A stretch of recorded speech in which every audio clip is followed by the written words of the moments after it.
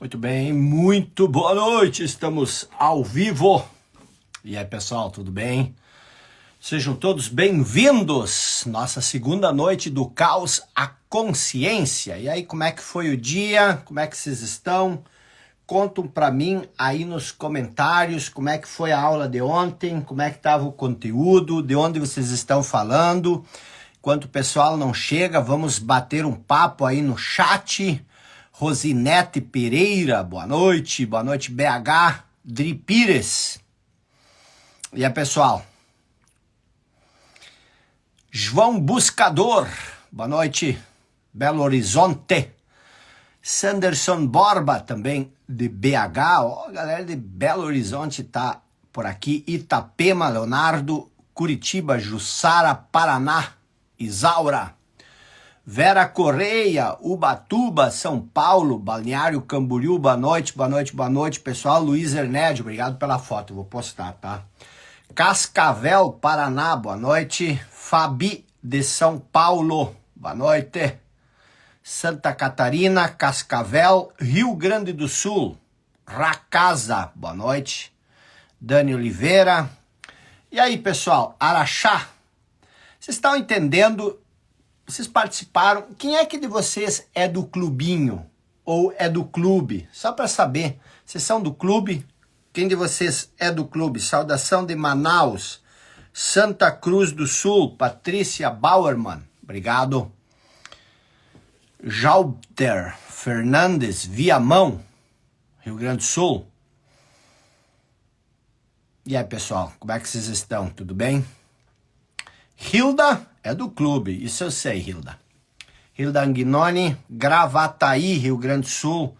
Cláudia, eu sou do clubinho. Márcia, eu sou, quero muito entrar. Eu sou, diz a Josi. Chapadinha, Maranhão. Lucivânia, boa noite, Fortaleza, Ceará. Carlos. Bom, clubinho e clube. Raquel, boa noite. Floripa, Marcela, acho que é Marcela. Sol Barbosa do clube. Rosana Gerloff, Carlos Henrique, boa noite.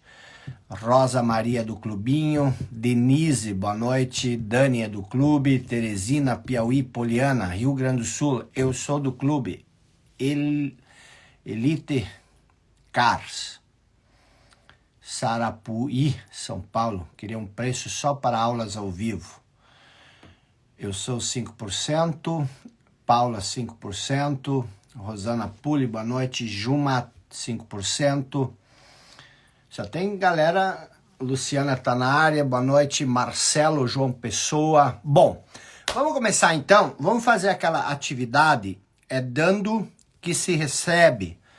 Então, ó, tô mandando aqui pro Ricardo, Nélio, manda para algumas pessoas, hoje a aula vai ser muito interessante. Bom,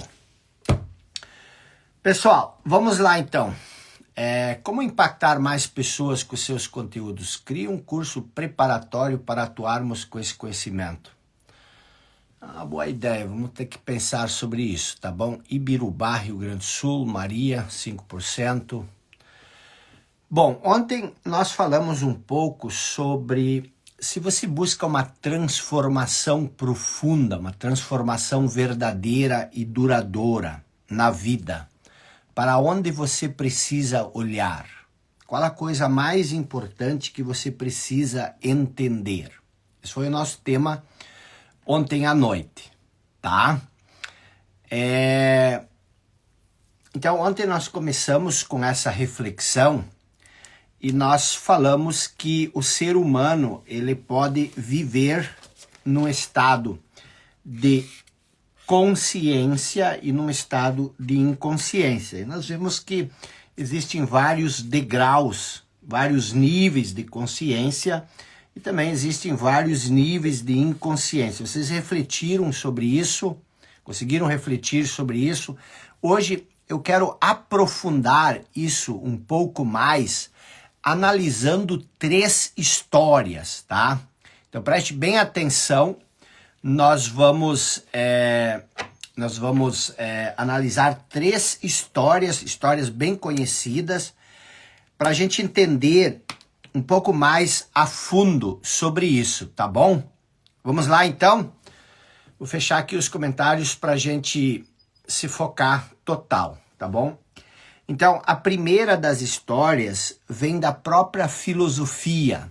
É uma história que, segundo Platão, no livro A República, Sócrates teria contado essa história, mas como Sócrates não deixou nada escrito, Platão escreveu essa história. O que é a alegoria da caverna? Porque você se focar na elevação do seu nível de consciência é a coisa mais importante que você pode fazer. O que é a alegoria da caverna? É importante você entender isso, e se você já ouviu eu falando sobre isso antes, é sempre importante rever. Então, o que acontece? A alegoria da caverna conta a seguinte história, tá? Que há uma caverna aqui. Na boca da caverna existe uma fogueira e existe seres, animais, pessoas transitando entre a fogueira e a boca da caverna. E no fundo da caverna, aqui no fundo da caverna, existem os seres humanos. E eles estão presos de tal forma que eles não conseguem olhar para trás. Eles apenas conseguem olhar para o fundo da caverna. Então, tudo que eles veem são segundo Platão, são as pálidas sombras da realidade refletida no fundo da caverna. Então, preste muita atenção sobre isso, sobre o que nós estávamos falando ontem de noite, em relação à consciência e à inconsciência. Isso não é uma coisa que eu estou inventando. Isso aqui já existe há mais de 2.500 anos, 2.450 anos. O que seria um homem que só vê a pálida sombra da realidade? É uma pessoa, o ser humano, que interpreta a realidade a partir do seu próprio condicionamento limitado. Então ele não tem uma interpretação real, uma contemplação real da realidade. Ele só percebe a realidade através do filtro do seu condicionamento. Então, preste bem atenção, o que Sócrates, ou Platão, quis dizer? Ele quis dizer que nós, quando vemos a realidade, nós não vemos a realidade como ela é. Nós vemos a realidade filtrada pelo nosso condicionamento, pelo nosso pensamento. Isso, apesar de ser filosofia, entender isso muda radicalmente a nossa vida. Por quê? Porque, veja bem, a primeira questão de uma mudança, de uma transformação, é você questionar a realidade. E quando eu falo de questionar a realidade, você precisa questionar a sua realidade. E a coisa mais importante da sua realidade, a coisa mais importante que você precisa questionar, são as coisas que você pensa sobre si mesmo. Você tem uma noção de eu, uma ideia sobre si. Talvez seja uma ideia de incapacidade, talvez seja uma ideia de timidez, uma ideia de não ser muito inteligente, uma ideia de ser uma pessoa fraca. Eu não sei. E mesmo que seja o oposto, questione, interrogue a sua percepção de eu, porque você vê a realidade a partir daquilo que você sabe, a partir daquilo que você conhece. Então, nós temos aqui esses homens no fundo da caverna, e e ali vem uma questão muito interessante. Aí ele diz que um desses homens conseguiu se libertar, e ele saiu da caverna. E aí ele saiu andando por aí, ele subiu e viu o sol, viu as borboletas, viu a vida, contemplou a realidade de maneira limpa, sem essa sombra do condicionamento. E aí ele percebeu que aquilo que ele tinha visto até então não era nada do que ele estava vendo agora. E a primeira coisa que aconteceu, ele se lembrou dos colegas dele no fundo da caverna. E ele disse, meu Deus, eu preciso voltar para a caverna, eu preciso avisar essas pessoas que o que elas estão percebendo não tem nada a ver com a realidade. E aí ele foi para lá, foi correndo para lá, e já não estava mais acostumado com a penumbra da caverna, tropeçou, caiu na frente dos prisioneiros, e aí ele disse para os prisioneiros, vocês precisam sair daqui. Nada do que vocês percebem é real. Vocês só conseguem ver as pálidas sombras da realidade. Existe um mundo encantado, existe um mundo mágico. A vida é diferente do que isso que nós estamos vendo aqui na penumbra da caverna. E aí o que ele fez? Fez o seu discurso. E o que as pessoas fizeram? Olharam para ele, olharam um para o outro e disseram, ó, tá vendo? Nós não podemos sair daqui. Porque se nós sairmos daqui, nós vamos começar a delirar, ficar louco que nem ele. Essa é a questão. A questão é que nós, eu sempre digo isso, nós não queremos mudar. Nós queremos que as coisas à nossa volta mudem, se transformem. Mas nós não acreditamos em nada além daquilo que nós sabemos. E aquilo que nós sabemos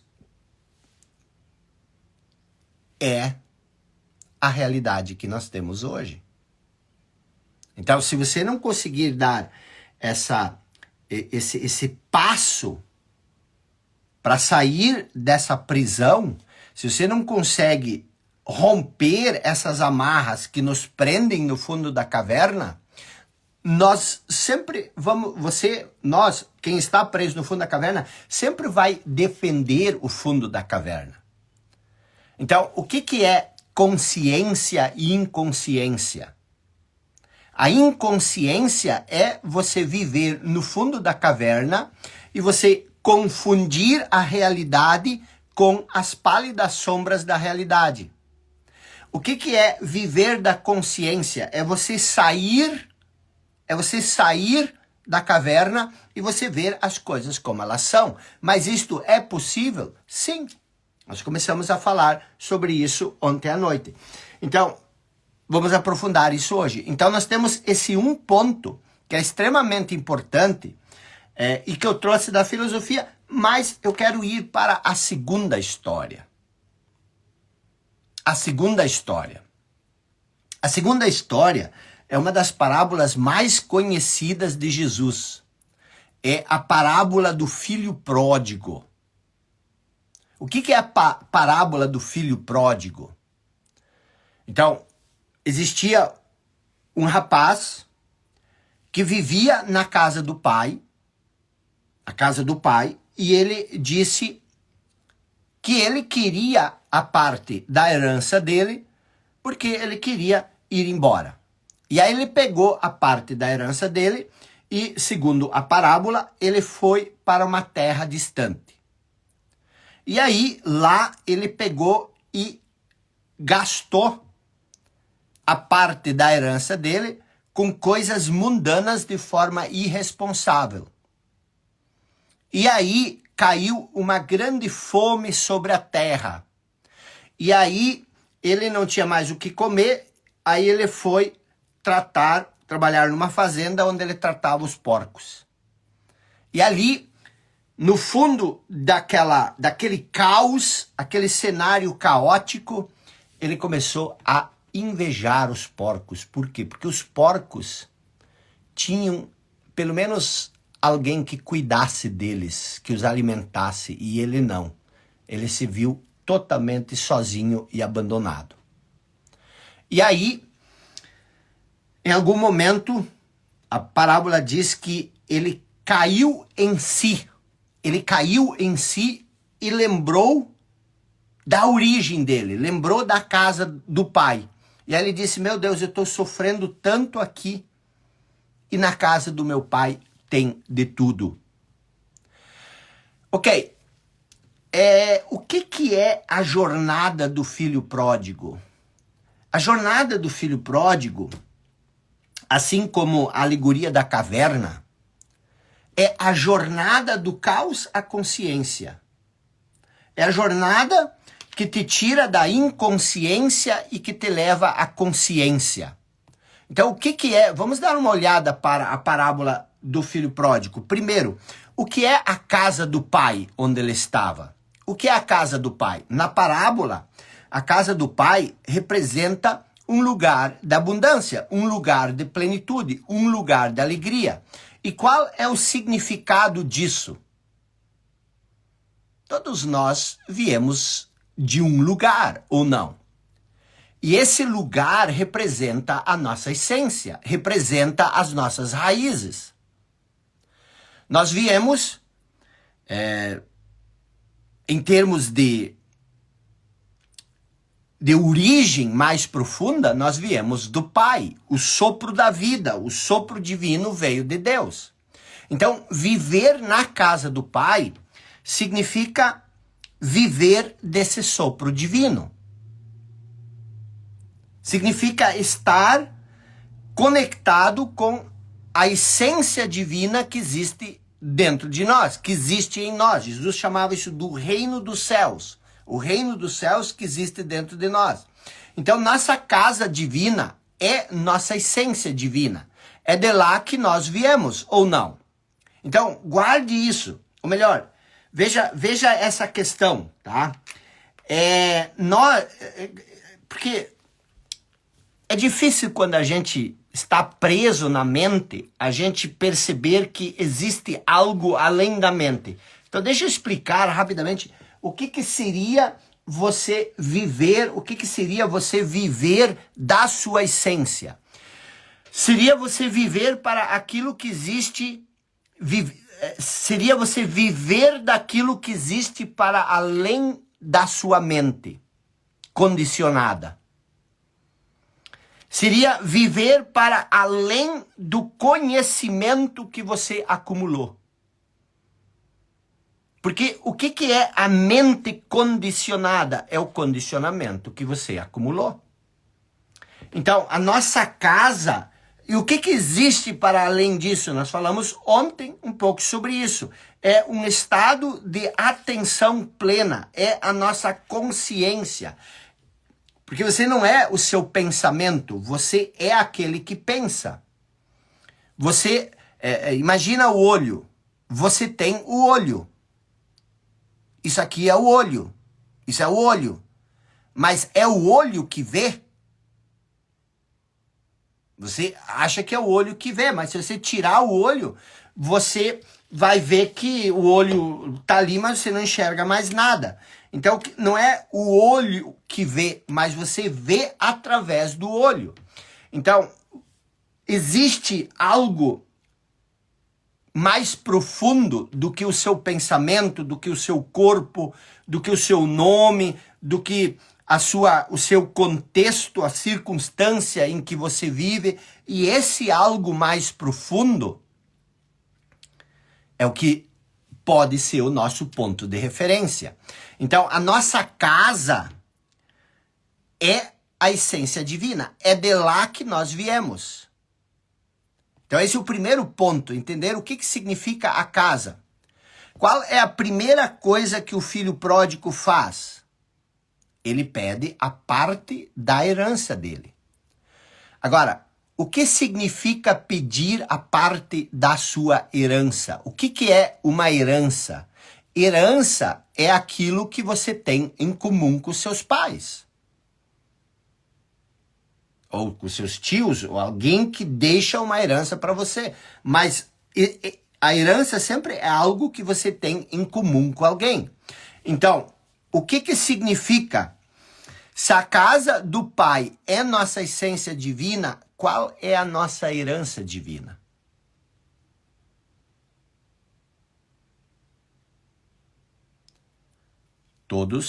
A nossa herança divina são todos os atributos que nos fazem a imagem e semelhança do Criador.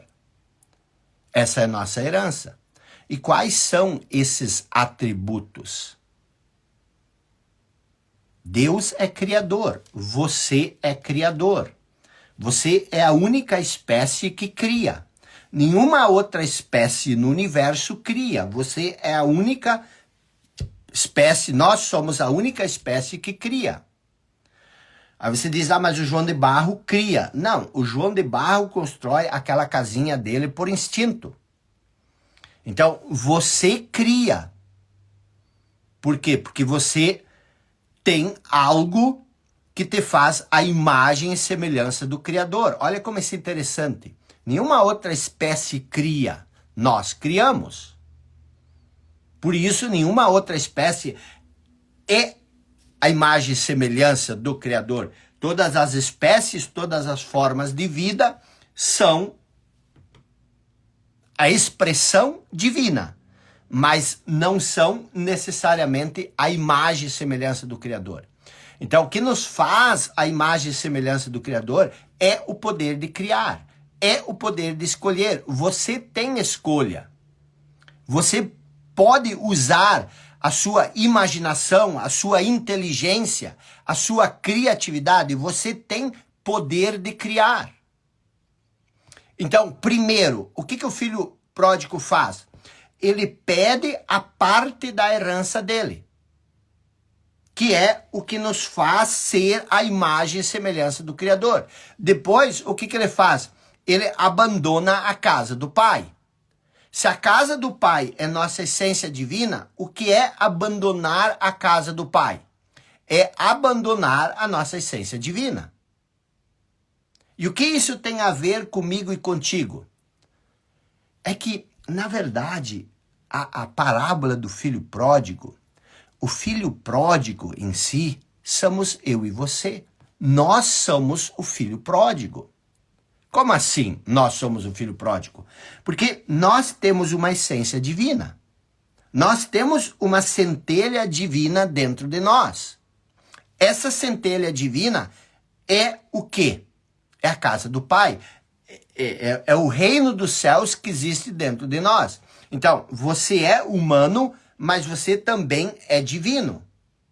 Você tem uma essência que é diferente do que toda a questão racional. Na verdade, o ser humano, ele tem são três aspectos, se você olhar. É o aspecto instintivo, que é o nosso aspecto animal.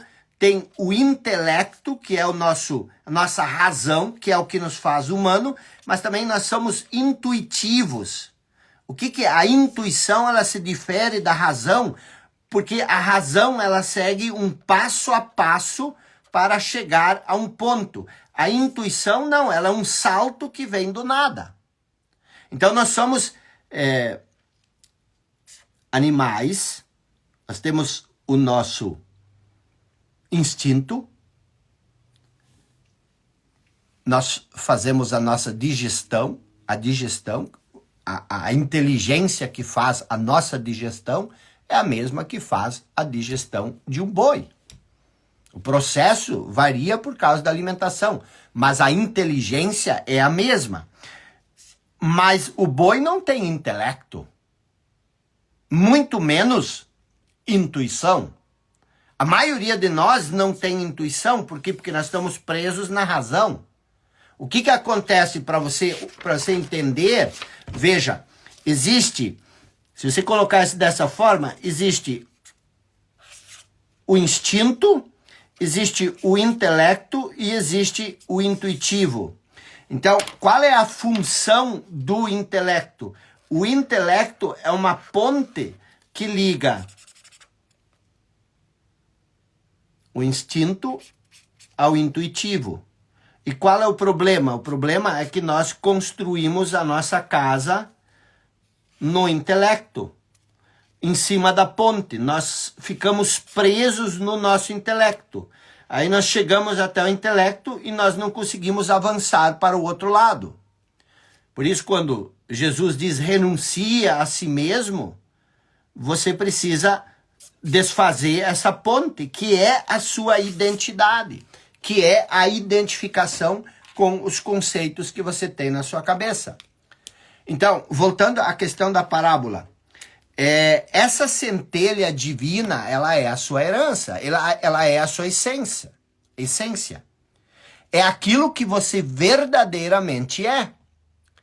E você se separou dessa essência.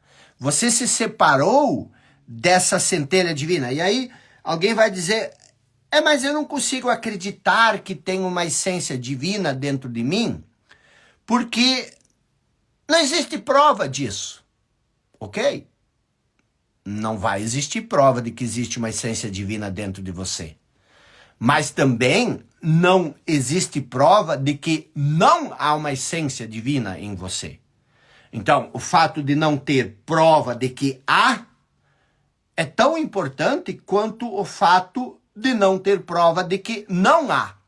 E nós nunca vamos ter prova disso. Por quê? Porque o reino dos céus é de uma dimensão, é de uma outra dimensão. E isso você só consegue alcançar pela fé. Só que fé e razão não conseguem andar juntas. Por quê? Porque a razão, ela requer conhecimento. A razão, ela se sustenta através do conhecimento. A razão. A fé é a certeza daquilo que nós não sabemos. Se você ir lá fora, você vai lá fora, agora aqui está chovendo, você vai lá fora, você sabe que está chovendo. Você foi ali fora, você não precisa ter fé de que vai chover. Mas se você quer que não chova amanhã de manhã e você não tem acesso à meteorologia, você diz, meu Deus, tomara que não chova. Quer dizer, você começa a brincar, a lidar com a fé. Então o que acontece? O nosso problema é que nós nos separamos da nossa essência, do nosso eu verdadeiro. E o que é a nossa essência, o nosso eu verdadeiro? É aquilo que eu falei ontem de noite, é a vida. A vida. A vida, isso é a nossa essência divina. E a gente pensa, e a gente diz assim, eu tenho uma vida. Como você tem uma vida? Você não tem uma vida, você é a vida. Então a gente já começa, quando eu falo da interpretação, já começa assim, eu tenho uma vida. Mas você não tem uma vida, você é a vida. E a vida é agora. A vida é agora. Por isso, nós falamos ontem de noite da contemplação. Quando você se perde no pensamento, quando você se perde no passado e no futuro, quando você vive preso ao passado e ao futuro, você perde a coisa mais importante, que é este momento. Você não pode, ao mesmo tempo, estar presente e estar pensando no futuro. Então, você se separou dessa centelha. E aí, se você olhar, por exemplo, nas Escrituras, quando é que foi que o homem foi expulso do paraíso? Quando é que foi que o homem perdeu a intimidade com o Pai? Quando é que o ser humano, o homem, Adão e Eva, perdeu a intimidade com Deus? Quando comeu a fruta da árvore do conhecimento. Você está entendendo o que é comer uma coisa? Você se torna isso que você come. E quando você come a fruta do conhecimento, você se torna o conhecimento. Você se identifica com o conhecimento. Você extrai sua noção de eu do conhecimento. E com isso você se afasta do quê? Você se afasta daquilo que você é em essência. Você está entendendo? Então, isso ainda é difícil para nós humanos chegar a um ponto onde nós compreendemos isso. Mas existe uma coisa dentro de nós que é a própria vida, e ela é mais importante que tudo. E a vida é o sopro da vida. E Jesus disse uma coisa que eu por anos fiquei olhando para aquilo e disse, mas o que ele queria dizer com isso? Ele diz, eu vim para que vocês tenham vida. Ele diz, mas eu já tenho uma vida. Por que eu quero vida? Eu tenho uma vida. Aí ele diz, mas eu vim para que você tenha vida em abundância. Então, você não tem vida. Por que você não tem vida? Você não é mais a vida. Por quê? Porque você está preso no passado e no futuro. Você sempre está ausente. Você não está presente para a vida. E é isso que eu estou falando quando eu falo que nós nos separamos da centelha divina. Então, como dentro da parábola do filho pródigo, como isso se justifica? Aliás, como ela explica isso? Quer dizer, você sai da casa do pai, você pega o poder de criar e você vai para uma terra distante. Você vai para longe da centelha divina. Você vai para longe da sua origem, que é a casa do pai. Então, o que isso significa? Ir para uma terra distante. Isso significa que ao longo do crescimento, você vai percebendo um conjunto de coisas sobre si, você vai desenvolvendo, a Mariana diz, o ramo cortado da videira. Jesus diz que nós nos tornamos como um ramo cortado da videira, porque nós estamos separados da videira. E quem é a videira? O todo. E quem é o todo? Deus. Então, ao longo do crescimento, você vai percebendo um conjunto de coisas sobre si, sobre os outros, sobre o mundo. Você vai tendo percepções das experiências que você vive. E isso é comer a fruta da árvore do conhecimento. Por quê? Porque essas percepções se tornam o conteúdo da sua mente condicionada. E você passa a ver o mundo através dessas percepções que você acumulou ao longo do tempo. E você passa a se identificar com esse conteúdo. E com isso, você não tem mais a vida. A vida que é este momento fica soterrado sobre essas percepções do passado. Você passa a se identificar com as experiências do passado. Você extrai uma noção de eu das experiências do passado. E hoje você acredita que você é essas experiências.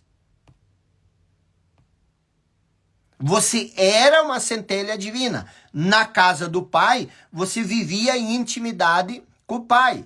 Aí chega o momento que você come a fruta da árvore do conhecimento. A sua centelha divina é aquilo que você é para além daquilo que você pensa sobre si. Então agora você criou essa ideia na sua mente e você passou a se identificar com essa ideia. Então preste muita atenção. Tudo isso que nós estamos vendo ontem e hoje, que nós vamos ver amanhã, isso é verdadeiramente transformador. Essa é a coisa primária. O resto é importante, mas é secundário.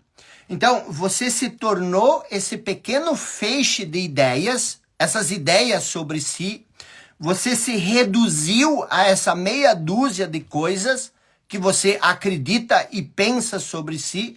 Você se identificou com isso, você pensa que é isso. É isso que é viver no fundo da caverna. É isso que é viver no fundo da caverna. Einstein chamava tudo isso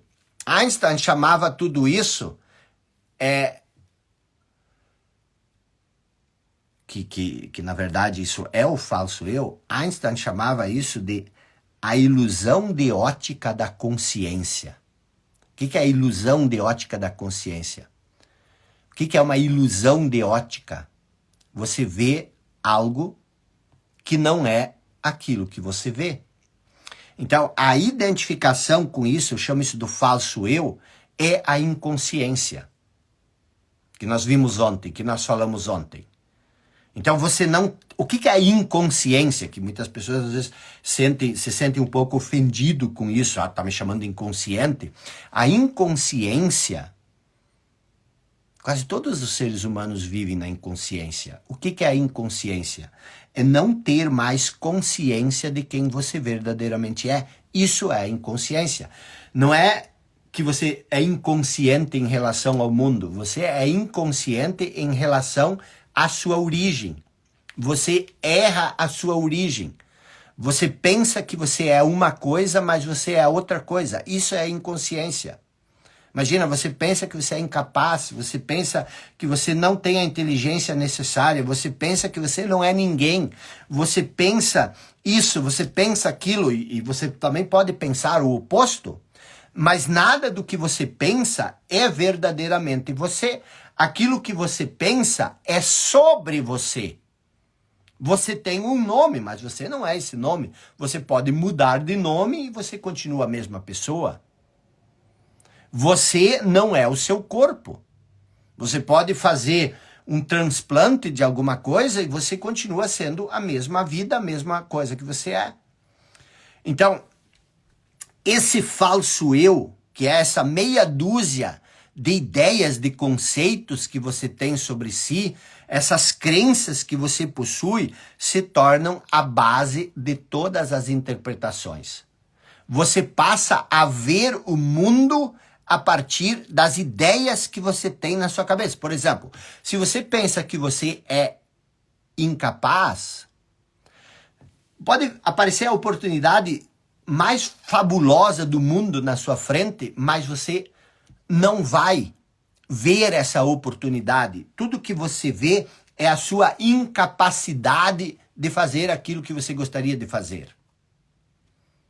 Mas você não é essa incapacidade. Essa incapacidade é uma percepção, é uma ideia, é um conceito que você ajuntou de algum lugar e que você carrega consigo, e a maioria das pessoas carrega esses conceitos a vida inteira.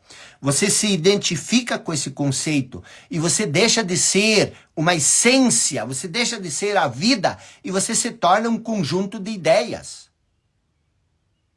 Você passa a interpretar o mundo através desse conjunto de ideias. Por exemplo, se você se convenceu em algum momento de que você é tímido ou tímida, e a maioria das pessoas se convencem das coisas mais absurdas. Então você é tímido, você é tímida, isso é uma ideia que você coletou. E você passa agora a interpretar seletivamente a ideia ao seu redor. Mas presta atenção, quando eu falo essas coisas como a timidez é uma ideia que você coletou, isso significa que, em essência, ninguém é tímido. É lógico que a timidez, ela se torna uma coisa real. Ela se torna uma característica da sua identidade e você passa a ver o mundo através dessa característica. Mas a timidez é sobre você, não é você. Em essência, ninguém é tímido. Então você passa a interpretar seletivamente a vida através da sua timidez.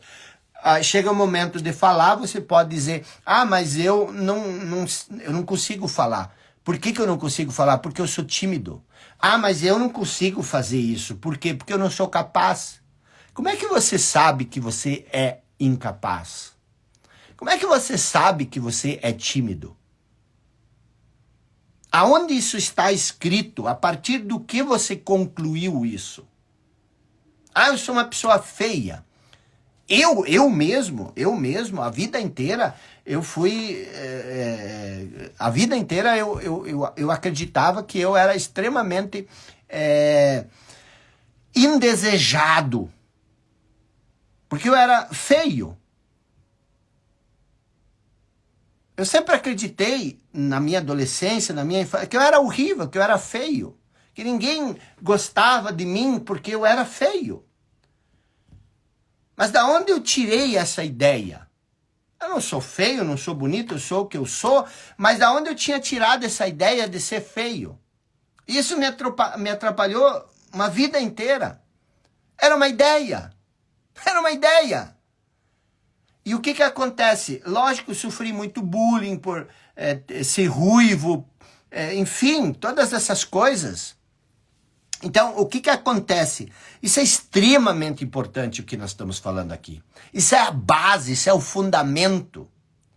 E quando você tem uma ideia de que você é feio, de que você é feia, de que você é tímido, de que você é incapaz, de que você não é inteligente, de que você é isso ou aquilo, você passa a viver no fundo de uma caverna, onde você só vai ver as pálidas sombras da realidade. Mas o que seriam essas pálidas sombras? é a realidade filtrado pelo seu mundo conceitual. É para isso que Jesus nos alerta quando conta que o filho pródigo deixou a casa do pai e partiu para uma terra distante, para uma terra longínqua. Depois ele diz que o filho pródigo desperdiçou a sua herança vivendo irresponsavelmente. O que nós fazemos? Nós fazemos exatamente isso. Você tem o poder de criar, você tem tudo que é necessário, mas o que você cria? Você cria coisas que você não quer. Tem uma coisa que as pessoas falam, que você tem que ser o protagonista da sua vida. Seja o protagonista da sua vida. Isso é uma falácia. Por quê? Porque você é o protagonista da sua vida. Não existe outro protagonista. Você é o protagonista da sua vida. O que é o protagonista? Eu vi o Marcos Tardim aí. Ele é ator. O que é o protagonista de um filme? É o personagem principal. Você é o personagem principal do filme da sua vida. Mas o seu filme pode ser um filme de terror. E você é o personagem principal do seu filme de terror. Você pode viver um drama, a sua vida pode ser um drama e você é o personagem principal do seu drama. A sua vida pode ser uma comédia, você é o protagonista da sua vida, você é o protagonista.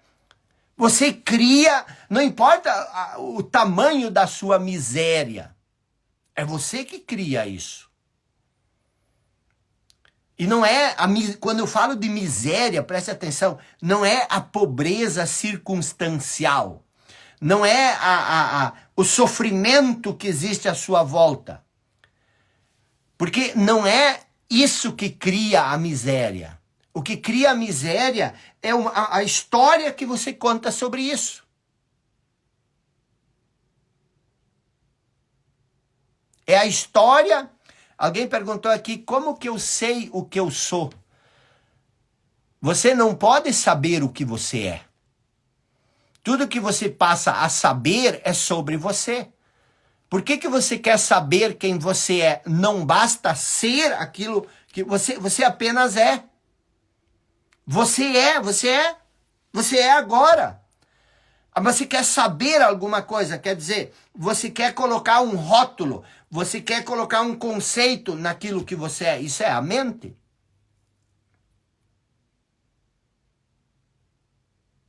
Você simplesmente é.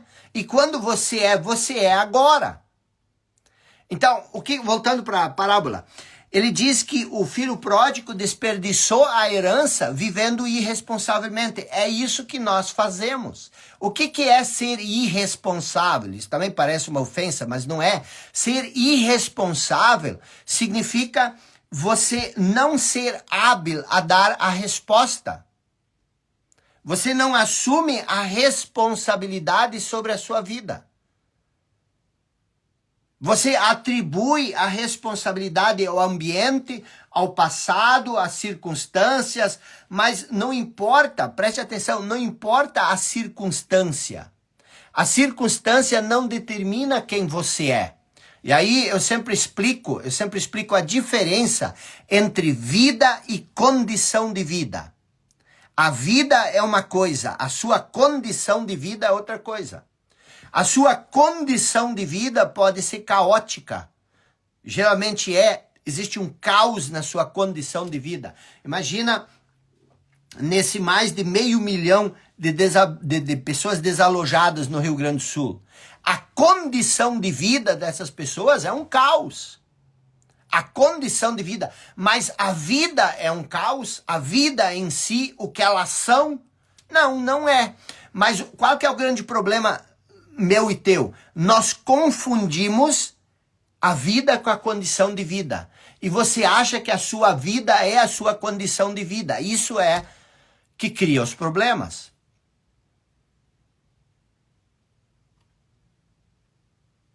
Então, nós, assim como o filho pródigo, nós desperdiçamos a nossa herança. O que é isso? Quando você se identifica com a mente, o que acontece? Você está o tempo todo pensando. Lembra, ontem de noite nós falamos sobre a voz na cabeça, eu perguntei quem é a voz na cabeça. Essa voz na cabeça que você pensa que é você, essa voz na cabeça que você não consegue calar. E o que essa voz faz o tempo todo? Essa voz julga, essa voz comenta, essa voz, ela está o tempo inteiro produzindo conceitos, produzindo rótulos, ela cria uma tela opaca de conceitos, de imagens, de palavras, de julgamentos, de definições, e você se perde nisso. O dia inteiro você está matutando coisas que, no fundo, parecem importantes, mas não são importantes. 80 a 90% de tudo que você pensa ao longo do dia é totalmente repetitivo, é inútil, é desnecessário. Você poderia pensar só 15% do que você pensa e o resto do tempo você poderia ficar totalmente em silêncio, sem um único pensamento, e a sua vida não pioraria um milésimo. Melhoraria, porque existe nessa serenidade, nesse silêncio mental, é ali que você encontra Deus. Quando Jesus diz para você orar, as pessoas sempre me perguntam, mas como eu vou orar? Como Jesus nos ensina a orar? Ele diz, entre para o seu quarto. Agora, preste atenção, no tempo de Jesus, as casinhas nem tinham quarto. Era só aqueles castelos, as casas dos imperadores que tinham quartos. Mas ele disse, entre para o seu quarto, tranque a porta e ore em secreto. E o Pai que vive em secreto vai lhe ouvir. O que isso significa? Isso significa, você vai encontrar Deus no silêncio.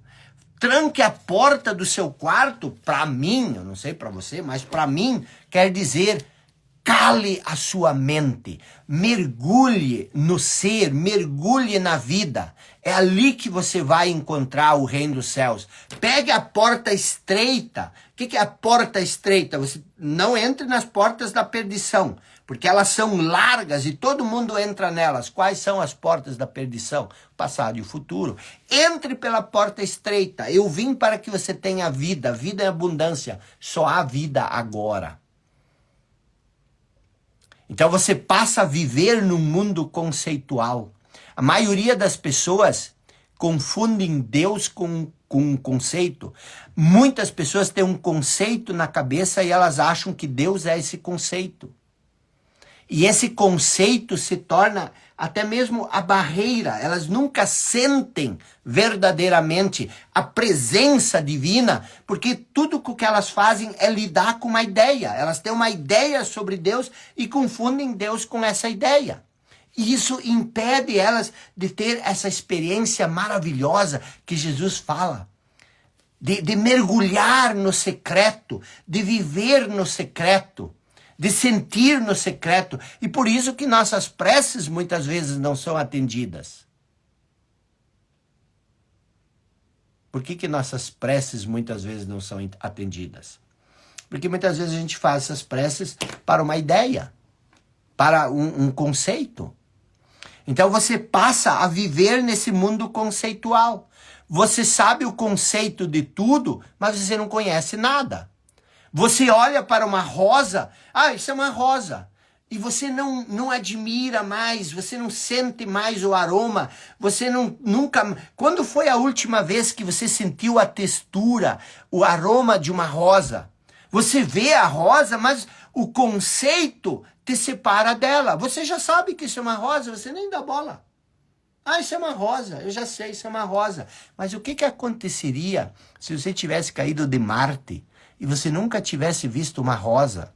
E de repente você caminha na rua e você vê uma rosa.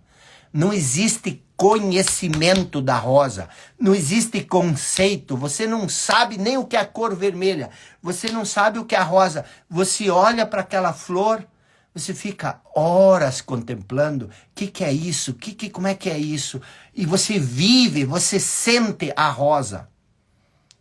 As crianças fazem isso. Elas exploram tudo. E nós deixamos de ser crianças. Por isso Jesus disse, se você quer conhecer o reino dos céus, você precisa ser como uma criança. Por quê? Porque a criança, ela não vive no mundo conceitual. Então, essa tela de pensamentos, esse mundo conceitual, nos separa das coisas. Eu sempre digo, as pessoas dizem, como eu lido com uma mãe tóxica? Eu digo, acabou. As pessoas falam, como acabou? Você não vai mais conseguir lidar com a mãe. Com o ser que existe por detrás do conceito de mãe tóxica.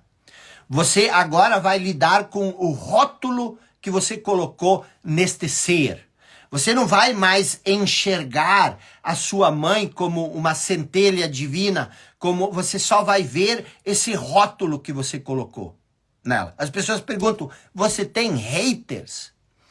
Eu honestamente não tenho haters. Você pode perguntar para minha equipe. Eu tenho pessoas que discordam de vez em quando de mim, mas isso é normal, é saudável, é bom. Mas eu não tenho haters. Eu nem sei o que é um hater. Hater, pelo inglês, é uma pessoa que te odeia. Mas por que cargas d'água uma pessoa haveria de me odiar? Por que cargas d'água eu haveria de odiar uma outra pessoa? A outra pessoa e eu somos a mesma coisa. Ah, mas ela pensa diferente. Ela é do Bolsonaro, ela é do Lula. Eu sou do Bolsonaro, eu sou do Lula. Ela não é o que eu sou. Isso que é a identificação com o falso eu. E quando você... Esse é só um rótulo que está muito em evidência. Você também pode vir para os Estados Unidos e dizer que é do Trump, ou é republicano, ou é democrata. Mas eu estou usando isso como um exemplo porque isso fica muito claro. Você olha para uma outra pessoa e você... Eu não gosto dela. Por quê? Porque a pele dela é escura. Vamos escravizar. Você está vendo como que o mundo se perde? O pecado, ele nasce da mente. Toda a maldade, ela nasce dessa disfunção. Então, nós criamos essa ilusão de separação. E isso cria a sensação de que eu e você, nós criamos a sensação de que nós somos um fragmento isolado. Nós somos separados de tudo. Por isso nós temos tanto medo, por isso nós temos tanta insegurança. Nós achamos que nós somos, literalmente, como disse Jesus, um ramo cortado da videira. E quando você se percebe como um fragmento isolado, o medo, os conflitos, tanto os conflitos internos como os conflitos externos, tomam conta da sua vida. Uma sombra de medo e de insegurança passa a nos acompanhar o tempo todo para onde nós vamos. Ou seja, nós desperdiçamos todo o poder que nós recebemos. Qual foi mesmo a herança? O poder de criar. E como você cria a sua realidade? Você cria a sua realidade com o pensamento. E quando você se identifica com um conjunto de ideias, quando você se identifica com a sua mente, o que acontece? Você sempre pensa a mesma coisa. Você sempre vai pensar a mesma coisa. Você deixa de ter poder de escolha. Você se torna uma reação condicionada do seu pensamento. Você se torna um reflexo inconsciente desse falso eu. Você desperdiça a sua herança, criando coisas que você não quer. Você não cria mais, você apenas reage àquilo que já existe dentro da sua mente. Eu e você, preste atenção, eu e você, nós somos escolhedores infinitos. A todo momento, eu e você, nós entramos num campo de infinitas possibilidades, onde nós temos acesso a infinitas escolhas. Você faz escolhas o tempo inteiro. E essas escolhas, elas podem ser feitas de modo consciente ou de modo inconsciente. Vou dar um exemplo. Se eu passasse por você na rua e se eu te insultasse, eu mesmo aqui, se eu te insultasse, provavelmente você escolheria se sentir ofendido. Se eu dissesse um palavrão para você, você escolheria se sentir ofendido. Mas se eu te elogiasse, provavelmente você escolheria se sentir envaidecido. Você se sentiria grato. E você acha que você não fez essa escolha, mas você faz essa escolha. Só que nós estamos tão condicionados que nós achamos que se alguém diz um palavrão, é obrigatório que a gente se ofenda. E se alguém nos elogia, é obrigatório que a gente se sinta bem. Mas não é sempre uma escolha. Se eu te insultar, se eu dissesse um palavrão, você poderia escolher não se ofender. E se eu te elogiar, você também poderia escolher não se sentir envaidecido. Então, preste atenção numa coisa. Quer você entender isso ou não, se você gosta, se você vai entender isso ou não, se você vai gostar disso ou não, tanto faz. Mas a verdade é que o modo como você se sente é uma escolha. E agora, meu Deus, quando me falaram isso, eu fiquei pé da vida. Quando me disseram que o modo como eu me sentia, eu que estava meio deprimido a vida inteira, eu que me sentia com raiva do mundo, eu que me achava uma vítima do mundo, eu que era totalmente infeliz a vida inteira, as pessoas diziam, você escolhe ser infeliz. Não. Eu tinha 1001 argumentos. Olha para isso, olha para aquilo, olha a blasfêmia que você está falando.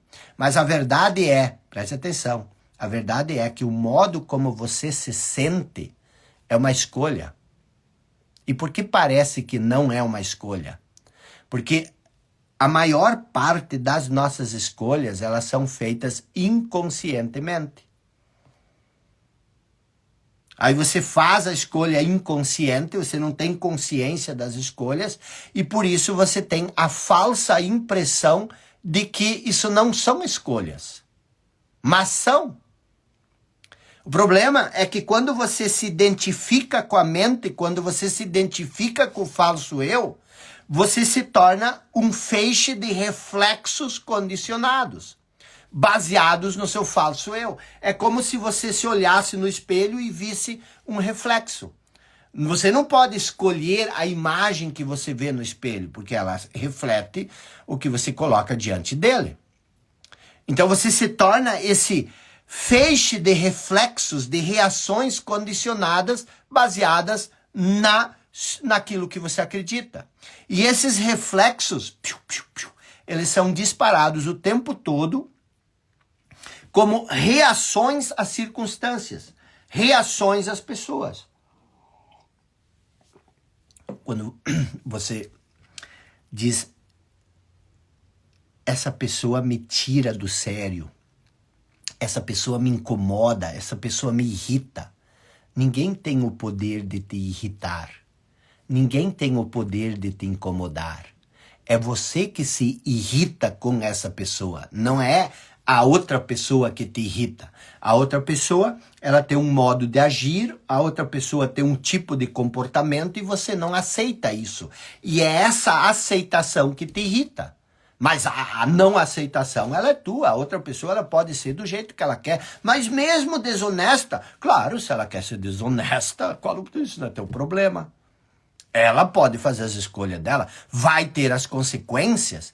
Então, assim, se a outra pessoa é desonesta, se a outra pessoa é mentirosa, se a outra pessoa é fofoqueira, você não tem que se irritar com isso, deixa ela. Ela pode ser como ela quer. Esses reflexos, então, eles são disparados por outras pessoas e a gente acha que são as outras pessoas que criam o sofrimento em nós. E isso faz com que você vá ter respostas repetitivas e previsíveis o tempo todo. E essas respostas, elas são escolhas, só que são escolhas inconscientes. Você não tem consciência disso.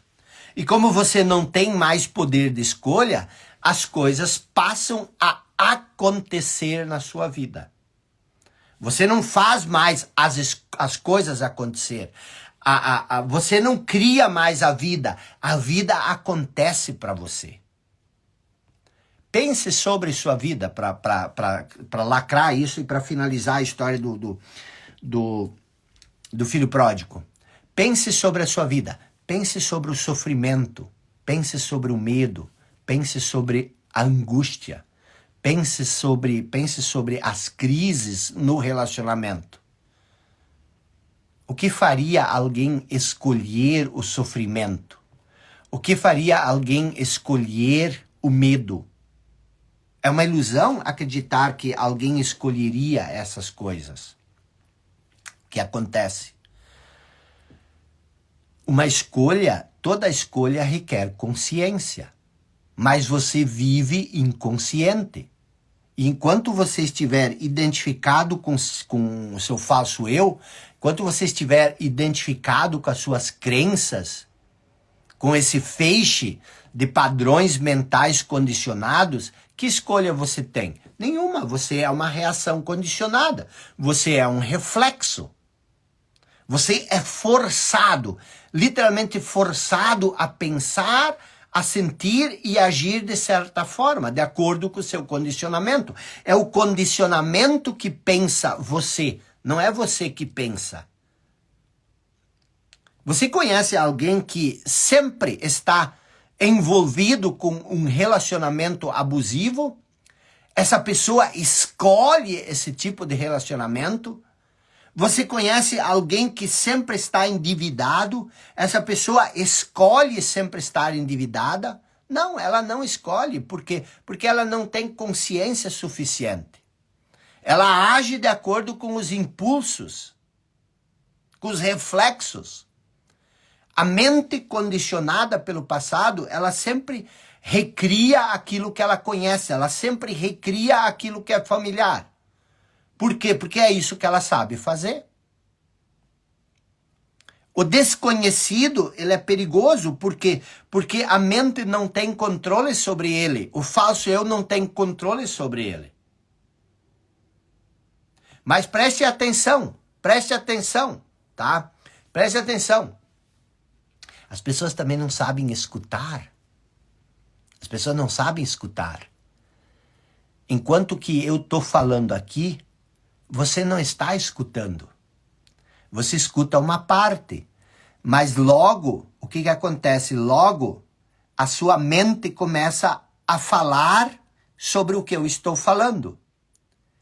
Você está entendendo? Você nunca aprende, você nem quer aprender. Por quê? Porque você quer sempre defender aquilo que você sabe. E isso não é nem você, isso é inconsciência. Eu estou falando isso porque me falaram isso e isso foi libertador para mim. Então, você sempre está ali tentando responder. Por isso que eu fecho o chat.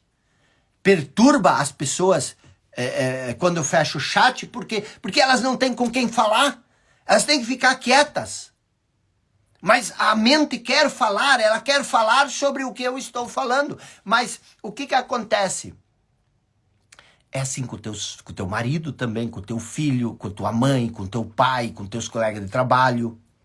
Quando você é governado pelo falso eu, você não tem muita escolha. Por quê? Porque o falso eu é como uma entidade que se apossou de você e ela vive através de você. E ela faz as escolhas por você. Só que tem um detalhe. Mesmo quando você é governado pelo falso eu, mesmo não tendo muitas escolhas, mesmo que as suas escolhas sejam inconscientes, você vai acabar sofrendo as consequências da sua escolha. É isso que cria nosso sofrimento. É por isso que nós vivemos imersos no sofrimento. Porque nós não temos capacidade para escolher, porque falta consciência. Todas as nossas escolhas são reações condicionadas, mas nós sofremos as consequências dessas escolhas. É por isso que nós vivemos imersos no conhecimento. Estamos falando sobre caos e consciência, do caos à consciência. Mas voltando para a parábola do filho pródigo. Então, o filho pródigo pega a sua herança, sai da casa do pai e vai para uma terra distante. E lá ele desperdiça a sua herança. E nós já vimos o que tudo isso significa. Aí, o que a parábola diz é o seguinte: uma grande fome recai sobre a terra. Quando você desperdiça o seu poder de criar, quando você usa irresponsavelmente ou inconscientemente o seu poder de escolha, uma grande fome recai sobre você. E o que é essa grande fome? É a necessidade de ter. A nossa insatisfação, a nossa busca desesperada e interminável por coisas, por reconhecimento. E não tem nada de errado em buscar essas coisas. Mas o que tem de errado é você achar que essas coisas vão suprir o vazio deixado pela desconexão com a sua essência. Você sente uma incompletude, você não se sente completo, você não se sente pleno, falta algo o tempo inteiro. Claro, você esqueceu de si mesmo. O que falta? Você. Você vive esse falso eu e não sabe mais quem você é. É lógico que falta algo. E agora você... Não tem problema nenhum de você buscar coisas belas, carros grandes, bonitos, confortáveis, cheirosos, uma casa bonita, florida. Essas coisas, não tem problema de você querer isso. Mas você tem que entender que isso não vai melhorar a sua noção de eu por muito tempo, a não ser por um breve tempo. E não é nem essas coisas que preenchem o vazio. É que quando você alcança aquilo que você sempre buscou, você para de buscar. E quando você para de buscar, você se encontra. Pelo menos, mais ou menos. E esse encontrar é que te dá a plenitude. Porque a busca, sempre que você busca, você sai de si. Porque a busca está no futuro e você está no presente. Pessoas vivem a vida inteira ansiosas, angustiadas. Por quê? Porque elas sempre querem algo que elas não têm agora. Se você conseguir viver no presente, não vai ter medo. O medo é em relação ao futuro. Você está aqui. Agora você não tem medo nenhum. Mas se você começar a pensar daqui um ano, você vai ter medo que daqui um ano você não sabe o que vai acontecer contigo. E esse não saber é o medo. Por quê? Porque você quer estar daqui a 12 meses. Você está aqui, mas você quer estar lá na frente e saber que lá na frente nada acontece. Isso é impossível. Aí você fica ansioso. Por quê? Porque você não pode saber o que vai acontecer daqui a um ano. Ah, mas se eu tivesse muito dinheiro, aí eu ia estar tranquilo, porque aí eu ia saber que daqui a um ano eu ia estar bem. Ha!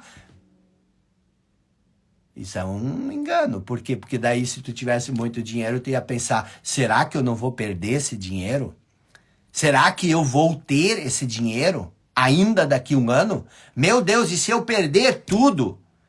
Quer dizer, viver no futuro é um hábito. E é esse hábito que cria a ansiedade. Por isso que você sempre está ansioso. Pense quando você fica ansioso. Você fica ansioso quando você sai do momento presente. Por que você tem medo? Porque você não sabe o que vai acontecer amanhã. Você não tem medo desse momento. Nada pode acontecer agora. Mas você não sabe o que pode acontecer amanhã. Isso cria o medo. Se você viver agora, você não tem medo. Você está deitado na cama quentinho. Espero que você não seja um desses desalojados lá do Rio Grande. E se você for, meus sentimentos, tudo vai melhorar, você vai ficar bem. Mas você está deitado com o cobertor até as orelhas e você começa a pensar no futuro e você não consegue dormir de ansiedade. É disso que nós estamos falando. Então, o que é a grande fome? Você saiu da casa do pai. E isso que provoca a fome. É a necessidade, é a insatisfação, é a busca interminável por coisas, por reconhecimento, por validação. Mas por mais que você consiga coisas, a sensação permanente de não se sentir completo, esse desespero silencioso não nos abandona. É como uma saudade permanente. É um constante sentimento de falta. Você já teve saudades de uma pessoa? Essa saudade não vai embora. Ela nos incomoda, nos perturba, nos acompanha o tempo todo. E você tá com saudade a vida inteira. Saudade de quem? Saudade da sua essência. Saudade de si mesmo. Essa é a grande fome.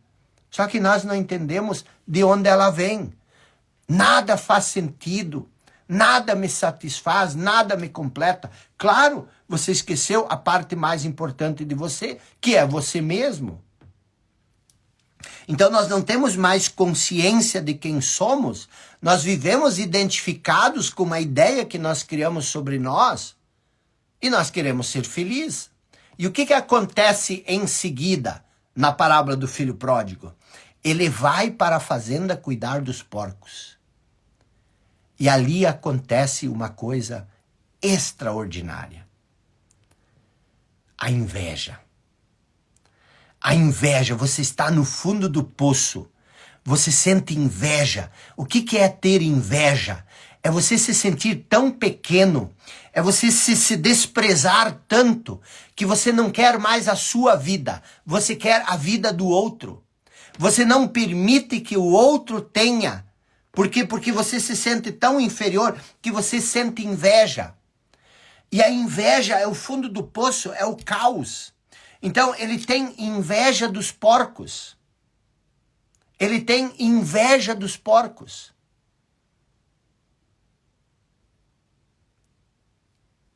Quantas vezes nós temos raiva, inveja, ciúme do outro? Não é do outro. É o sentimento de pequenez. Somos tão pequenos, mas como tu pode ser pequeno se você é um sopro divino? Como você pode ser pequeno se você é feito à imagem e semelhança de Deus? Porque isso não existe. Você não tem mais acesso a isso. Você vive de um falso eu. Aquilo que você é verdadeiro não existe mais. Por isso que você se sente pequeno. Por isso que você é pequeno. Por quê? Porque você vive desse conceito, desse rótulo. E no fundo de todo esse sofrimento,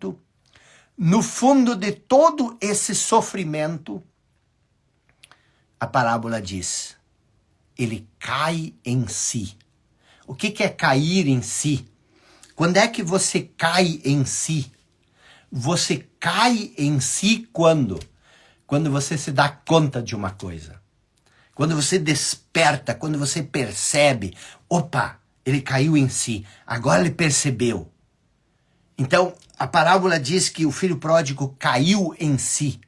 Ele despertou. O que é cair em si? É despertar. Ele lembra que lá na casa do pai tinha de tudo.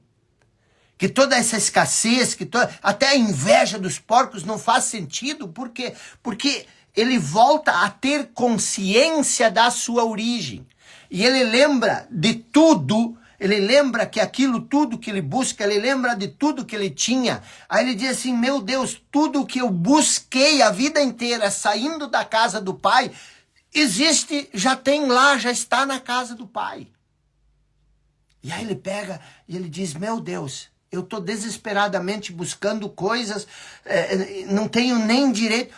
o que comer. Agora, lá da onde eu vim, tem tudo. Lá de onde eu vim, tem tudo. E ele começa a jornada de volta. E o que eu quero que você entenda? Essa é a nossa missão.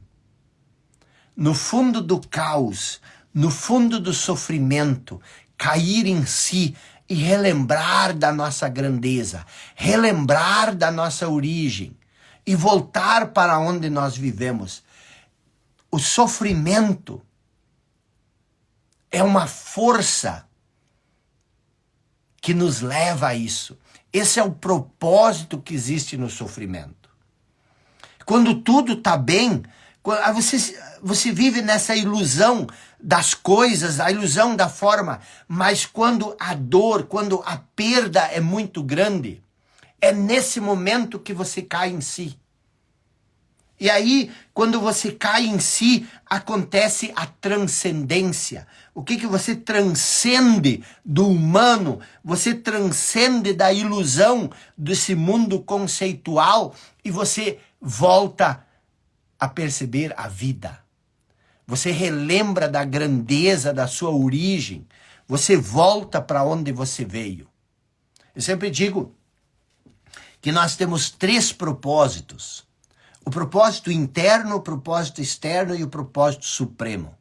O propósito interno é primário, ele diz respeito ao ser, por isso ele é primário. Você precisa despertar para aquilo que você é. Buscai primeiro o reino dos céus que está dentro de você. É você primeiro perceber quem você é em essência, que você é vida, e que você é vida em abundância, que você é luz. Aquilo que eu falei ontem de noite, você é a luz do mundo. Mas ninguém acende uma luz e coloca debaixo da mesa. Você não consegue ser luz se você escondeu essa luz debaixo dos teus conceitos, das tuas ideias, do teu conhecimento. Então o propósito interno é primário, ele diz respeito ao ser. Ele é vertical, ele é para dentro, é cair em si, é lembrar da sua origem, é o agora. E ele é primário. O propósito externo é secundário. Ele é ligado ao fazer. Você só pode fazer quando esse fazer é ligado ao ser. Quer dizer, você pode fazer do jeito que você quiser, você pode fazer sem ser. Mas eu estou dizendo que o fazer só tem sentido quando ele nasce do ser. Jesus disse, as coisas que eu falo, as coisas que eu faço não vêm de mim, mas vêm do Pai que está em mim e que através de mim faz a sua obra. Então a vida quer viver através de você. Você é uma manifestação da vida e Deus é vida, então você é uma manifestação divina. Deus quer se manifestar através de você, mas você não permite porque você criou essa barreira conceitual. E isso torna a vida problemática, isso torna a vida difícil. O propósito externo ele é secundário, ele é horizontal. Este sim é ligado ao tempo. Você fez ontem, você vai fazer hoje, você vai fazer amanhã. Você planeja a vida, você imagina o futuro, você lembra o passado, mas isto é a sua condição de vida, não é a sua vida. Então o propósito primário é o ser, o propósito secundário é o fazer. E o propósito supremo, que é o terceiro, é a harmonização, o equilíbrio, a integração dos dois. Aí você vai viver bonito. Falando em bonito, tem um poema muito bonito, de um poeta americano chamado T.S. Eliot. E ele diz o seguinte, e os poetas, os bons poetas, eles sabem disso. E ele diz o seguinte, não cessaremos de explorar. Quer dizer, você continua explorando. Não cessaremos de explorar. E o fim de toda a nossa exploração será chegar onde começamos e conhecer este lugar pela primeira vez. Eu vou repetir. Não cessaremos de explorar.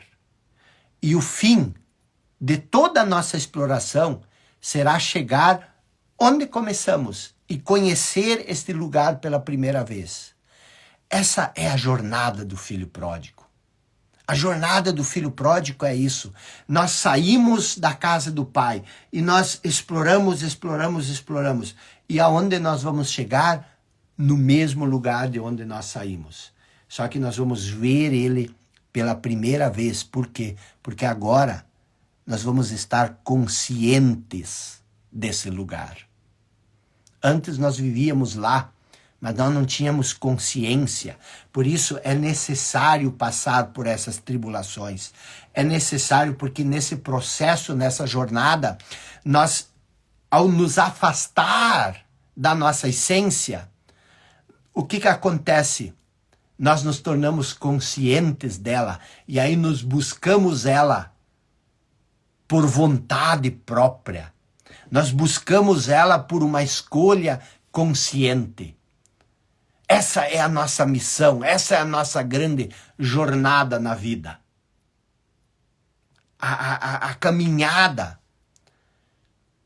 o despertar, você cair em si e você dizer, meu Deus, eu busco tanta coisa neste mundo, mas aquilo que eu busco verdadeiramente já está dentro de mim. Eu só preciso trazer isso à tona, eu preciso deixar que isso se manifeste. É voltar a estar em unidade com o todo, com aquilo que nós nos separamos. É voltar a ser a nossa essência, viver da nossa essência, que é o que nos liga com Deus. É voltar à plenitude, voltar à abundância. E por isso, a volta vai ser o fim de todos os medos, o fim do sofrimento, o fim dos problemas, o fim dos conflitos internos e externos, o fim da escravidão do pensamento.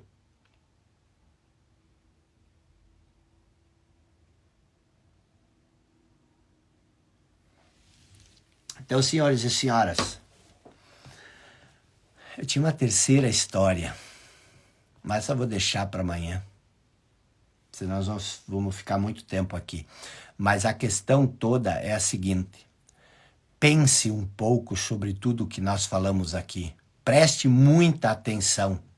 Se você parar um pouco e se você começar a observar as suas escolhas, se você começar a observar a voz na sua cabeça, você vai perceber o que eu estou falando. Comece a observar as suas escolhas. Quando você fizer uma escolha, pergunte-se: quais serão as consequências da escolha que eu estou fazendo? Essa escolha vai trazer felicidade para mim e para os outros ao meu redor? Amanhã nós vamos falar um pouco sobre o corpo de dor, sobre o sofrimento que é um sofrimento que vive dentro de você e como ele se manifesta nos momentos de caos, como ele se torna intenso, como ele aproveita esses momentos para nos possuir, para nos dominar. Tá bom? Estamos juntos. Até amanhã.